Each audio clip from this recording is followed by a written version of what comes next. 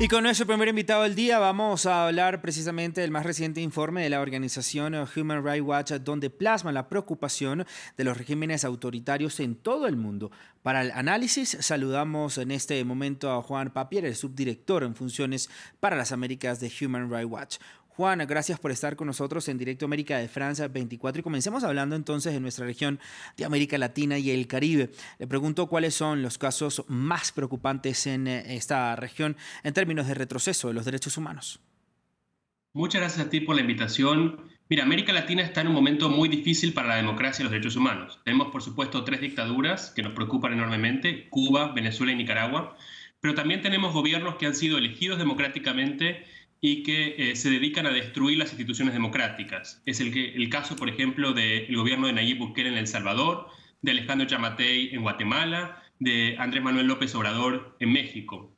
Y lo que ocurre, y el punto central que nosotros queremos hacer con este informe este año, es que es necesario que los gobiernos democráticos empiecen a tomar medidas efectivas para responder a las grandes preocupaciones que tiene la ciudadanía: la inseguridad, la corrupción, la pobreza. Si se responde a estos problemas, entonces no va a haber motivos para que la ciudadanía elija gobernantes populistas que proponen respuestas que pueden sonar sencillas, pero que resultan generalmente en violaciones de derechos humanos.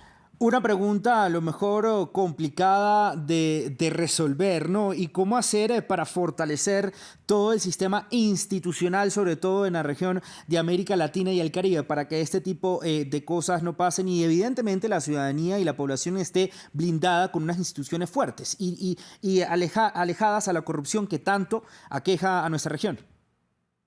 Necesitamos en la región recuperar los consensos que existían sobre la importancia, por ejemplo, de la independencia judicial. Es un valor central de la democracia que está cada vez más atacado por distintos gobiernos de la región. Pero además necesitamos, como te decía, que los gobiernos empiecen a dar resultados.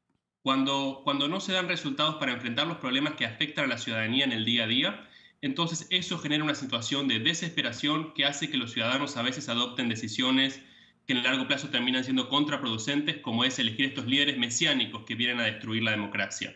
Es fundamental que los gobiernos democráticos prioricen los temas claves: inseguridad, pobreza, corrupción, y empiecen a dar resultados en estos temas para evitar estos manotazos de ahogado que toma la ciudadanía eligiendo estos líderes populistas autoritarios.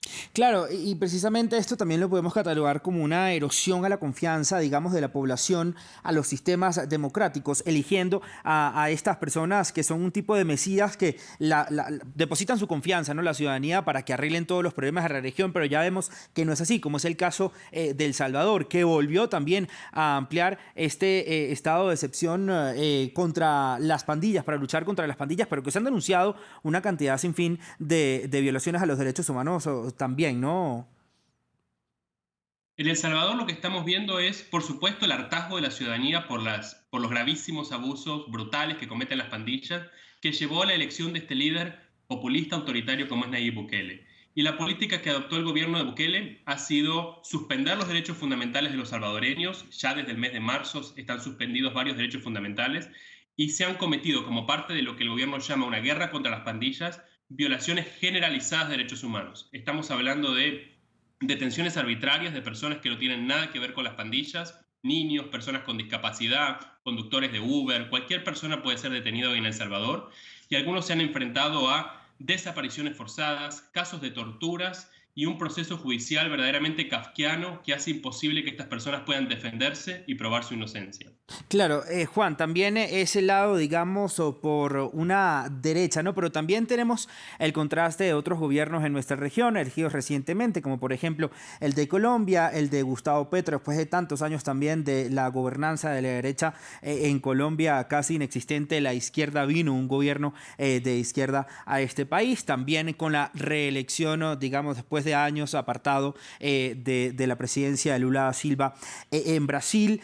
Digamos que en estos dos países, en Colombia y Brasil, se puede ver que los ciudadanos sí intentan reconciliarse de alguna manera con la democracia. Vamos a verlo, ojalá sea así. Creo que los ejemplos de Colombia y Brasil son distintos en varios sentidos. La buena noticia en Colombia es que la democracia ha sido capaz de procesar esta transición democrática de la derecha a un gobernante que por primera vez es de izquierda, y eso ha ocurrido sin mayores obstáculos, de forma ordenada, pacífica, tranquila. Lamentablemente en Brasil estamos viendo enormes dificultades, como vimos este domingo, con este ataque de estos ciudadanos que quieren impedir que los brasileños puedan ejercer su derecho a votar y elegir a su presidente, el presidente que ya ha sido electo, el presidente Lula da Silva. Luego los desafíos de estos gobernantes en estos países son muy distintos. El presidente Petro tiene que enfrentar el gran problema de derechos humanos que hay en Colombia, que es la inseguridad, la violencia por parte de grupos armados y criminales. Y en Brasil lo que hay que hacer es progresivamente recuperar la vigencia de derechos fundamentales que han sido dañados severamente por el presidente Bolsonaro, los derechos de las mujeres, los derechos de la población LGBT, y sobre todo enfrentar el problema masivo del Amazonas, donde se nos juega, digamos, la gran contribución que puede hacer América Latina para frenar el fenómeno existencial del cambio climático.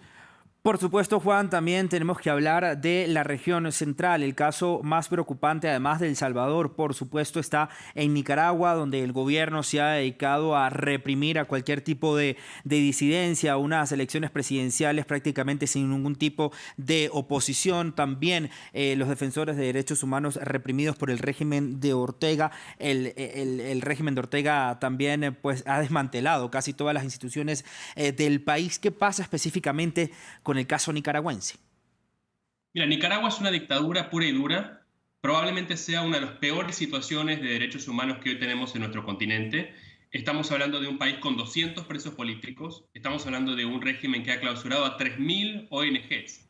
Casi el 50% de las ONGs que existen en Nicaragua, según los registros oficiales, han sido clausuradas por el gobierno. Es decir, un país donde no hay ninguna posibilidad de criticar libremente al gobierno, donde cualquiera que lo hace puede ser detenido, puede ser sometido a todo tipo de abusos. Estamos siendo un país que poco a poco se va convirtiendo virtualmente en la Corea del Norte de nuestro continente. Eso tiene que ser de enorme preocupación para los gobiernos democráticos de la región, que deberían trabajar de forma conjunta para forzar una transición democrática en Nicaragua. Juan, ¿Nicaragua ha superado a Venezuela en términos de violaciones a los derechos humanos? Mira, es muy difícil, nosotros no hacemos rankings de comparación de los distintos países y es difícil comparar. En Venezuela también hay presos políticos, por supuesto, y hay una represión sistemática del disenso, al igual que en Nicaragua. Y además hay otros desafíos como la crisis humanitaria y la crisis migratoria. 7 millones de venezolanos que han salido del país, muchos de ellos a Colombia, muchos de ellos están cruzando el tapón del Darién. Es decir, la desesperación de estas personas por salir de Venezuela es enorme. Y la situación de derechos humanos ahí también debería ser una prioridad para los gobernantes democráticos de la región. Juan, dos temas que quiero tratar contigo antes de despedir nuestra conversación. México, una impunidad eterna, gobierno tras gobierno. ¿Qué pasa con estos casos que nunca se han resuelto, sobre todo también de asesinatos a periodistas? México tiene un problema de violencia muy preocupante, que es resultado en parte de políticas fracasadas en materia de seguridad, de una guerra contra las drogas, de una estrategia de militarización. El presidente Andrés Manuel López Obrador, cuando era candidato, siempre se oponía a la estrategia de militarización y se presentaba como un futuro presidente humanista. Lo que ha ocurrido durante su mandato es que él ha profundizado como nadie en la historia de México la militarización del país. Y esto ha llevado, por un lado, a la desprotección de la ciudadanía, porque se trata de una estrategia de seguridad fallida que no da resultados, en la que han aumentado, por el contrario, los índices de homicidios, pero además ha deteriorado la democracia mexicana, porque el poder que tienen cada vez más los militares, por ejemplo, desempeñando tareas de civiles, hace que se genere opacidad sobre las tareas que desempeñan y haya lugares para la corrupción y para la falta de transparencia. Claro. Todo esto en un contexto de un sistema de justicia que no funciona, que no da resultados para investigar los delitos y para lograr justicia para las víctimas de estos gravísimos abusos. Juan, terminemos en Asia. Vamos a tratar si podemos resumir 4 países en una sola respuesta. La situación de, sobre todo, las mujeres en Afganistán, tras la vuelta de los talibanes al poder. También la situación de los uigures en China, reprimidos por el gobierno de Xi Jinping. La junta militar de Birmania, que sigue también persiguiendo a los rohingyas que quedan ahí. Se están expandiendo hasta Bangladesh. Hay preocupación ahí. Y, por supuesto, las protestas en Irán. Mira, son todas situaciones de la mayor preocupación para Human Rights Watch. Irán, como tú dices, con incluso las ejecuciones de personas, la pena de muerte que se está empleando, la dictadura en Myanmar o Burma, que ha cometido violaciones sistemáticas de derechos humanos, crímenes de lesa humanidad, y en Afganistán con los abusos sistemáticos generalizados que impiden que las mujeres, que las niñas puedan tener una vida y desarrollarse como personas y ejercer, por ejemplo, su derecho esencial básico a la educación.